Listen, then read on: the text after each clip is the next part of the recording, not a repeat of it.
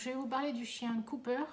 Lui, j'ai été contactée parce que il se sauvait dès qu'il le pouvait et aussi il faisait plein de bêtises à la maison. Il pouvait détruire les meubles et renverser les provisions.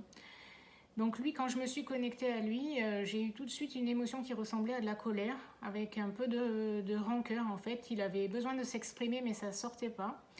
C'était mélangé à la tristesse avec le cœur lourd. Il trouvait ses journées longues et qu'il avait besoin de plus d'activité. Il m'envoyait comme quoi il y avait eu un changement et que depuis quelque temps il se sentait délaissé, que les humains avec qui il était ne s'occupaient plus autant de lui.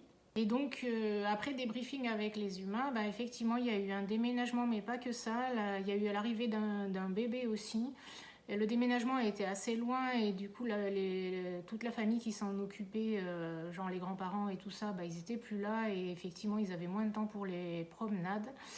Et puis le bébé les accaparait beaucoup et c'est surtout aussi que là actuellement ils étaient en période où ils faisaient construire une nouvelle maison, donc occupés par la construction et plein d'autres choses, qui fait que ils avaient beaucoup moins de temps pour s'occuper du chien. Et le chien avait besoin de dépenser cette énergie qu'il avait en plus, d'où les problèmes de destruction à la maison. Eh bien, si vous avez aimé cette traduction, merci de liker, partager et de vous abonner. Je vous mets le lien Calendly là-haut dans ma bio pour que vous aussi vous puissiez prendre un rendez-vous pour votre animal. Et je vous dis à très vite pour de nouveaux messages incroyables. Merci.